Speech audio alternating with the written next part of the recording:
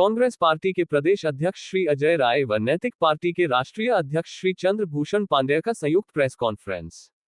श्री चंद्रभूषण पांडेय, राष्ट्रीय अध्यक्ष नैतिक पार्टी का वक्तव्य। मैं कांग्रेस पार्टी के राष्ट्रीय अध्यक्ष, शीर्ष नेतृत्व व उप कांग्रेस कमेटी के कर्मठ व दूरदर्शी अध्यक्ष श्री अजय राय जी का आभार व्यक्त करता हूं कि उन्होंने नैतिक पार्टी को साथी पार्टी के रूप में स्वीकार किया है। आज से दोनों पार्टी मित्र पार्टी की तरह काम करेंगे। कांग्रेस पार्टी व नैतिक पार्टी में सहमति बनी है कि नैतिक पार्टी चुनाव में कांग्रेस पार्टी का सहयोग करेगी और कांग्रेस पार्टी नैतिक पार्टी का संवैधानिक मुद्दा गांव सरकार गांव स्वराज को अपने मुद्दे में शामिल करेगी तथा सत्ता में आने पर उसे लागू करेगी। नैतिक पार्टी संवैधानिक नैतिकता में विश्वास करती है। भारत का संविधान शासन व्यवस्था चलाने के लिए मात्र नियमावली नहीं है, बल्कि सामाजिक, आर्थिक, राजनीतिक व आध्यात्मिक विकास का महान ग्रंथ है। यह अनेक नैतिक मूल्यों को प्रतिपादित करता है। बहुत सारे मूल्य हैं, लेकिन दो महत्वपूर्ण मूल्य है। एक, मां के गर्भ से शमशान तक नागरिकों के जीवन की सुरक्षा, संरक्षण व विकास की गारंटी। दो, सत्ता का हर स्तर पर विकेंद्रीकरण। पहले मूल्य पर अभी काम नहीं हुआ है, लेकिन दूसरे मूल्य को लागू कराने में भारत के तत्कालीन प्रधानमंत्री स्वर्गीय राजीव गांधी ने महत्वपूर्ण भूमिका निभाया है। भारत के संविधान में 73वें संशोधन द्वारा ग्राम पंचायतों को स्वशासी संस्था अर्थात इंस्टीट्यूशन ऑफ सेल्फ गवर्नमेंट बनाया गया। उसे 29 विभागों का दायित्व दिया गया। साथ ही साथ इसके संचालन के लिए वित्तीय, प्रशासनिक व विधायी अधिकार दिए गए, लेकिन राज्य सरकारों ने अपने कानून बनाकर यह व्यवस्था कर दिया है कि ग्राम पंचायतों के समस्त अधिकार राज्य सरकार के निर्देश के अधीन होंगे। तब से ग्राम पंचायत सरकार के अफसरों व नेताओं की गुलाम बनकर रह गई है। ग्राम पंचायत को गुलामी से मुक्ति दिलाकर उनको पूर्ण स्वराज का अधिकार दिलाने के लिए हम लोग वर्षों से अभियान चला रहे हैं। अब यह मुद्दा नैतिक पार्टी का स्थायी मुद्दा बन चुका है। हम लोगों ने इस मुद्दे को लागू कराने का सतत प्रयास किया, लेकिन उत्तर प्रदेश में वोट बैंक की राजनीति करने वाली पार्टियों के सत्ता में रहने के कारण इस पर ध्यान नहीं दिया गया। क्योंकि राज्य सरकारों ने एक नियम बना दिया कि संविधान में प्रदत्त 29 विभाग और उसके साथ साथ 29 विभागों के संचालन के लिए जो गाँव को वित्तीय व्यवस्था दी गई, जो गाँव को प्रशासनिक व्यवस्था दी गई, जो गाँव को विधि कानून बनाने की व्यवस्था दी गई, उसको राज्य सरकारों ने अपने यहाँ कानून बना के ये कह दिया कि सारे अधिकार तो गाँव के पास रहेंगे, लेकिन वो सभी राज्य सरकार के निर्देश के अधीन है। अब बताइए, जब अधिकार संविधान ने दे दिया तो फिर उसको राज्य सरकार का कानून कैसे उसको रोक सकता था?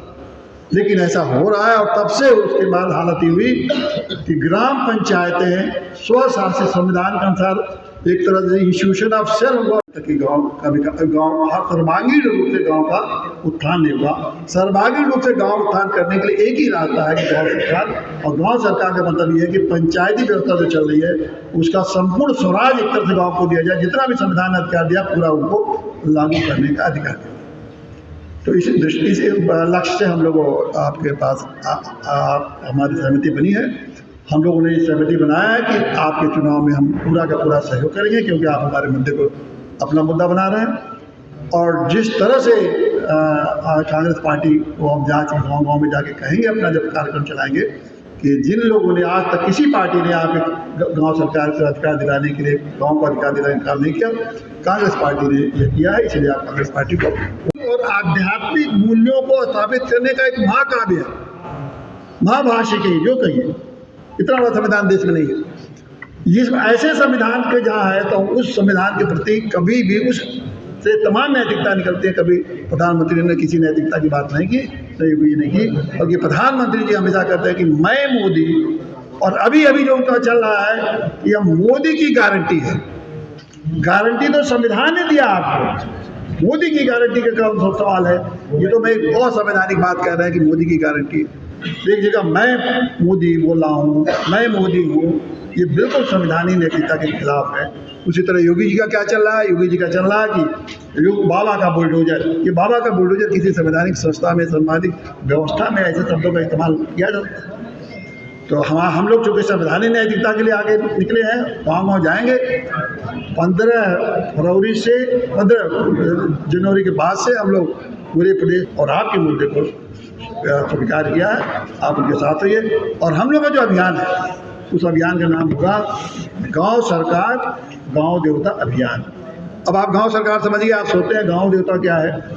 गांव देवता का है भारत के गांव में शताब्दियों से हर गांव में एक गांव देवता होते हैं और उन गांव देवता से ही पूरे गांव की एकता स्थापित होती है। सारे गांव वालों की ऊपर एक सजा होती है, सारे गांव के लोग मिलकर एक एकता स्थापित करते हैं। उस एकता को चूंकि जो वोट बैंक वाली पार्टियां थी खंडित कर चुकी हैं, इसीलिए हम लोग जाएंगे गांव में, गांव देवता के लिए हम लोग गांव देवता का एक सम्मान करेंगे, गांव देवता के माध्यम से गांव में एकता पैदा करेंगे।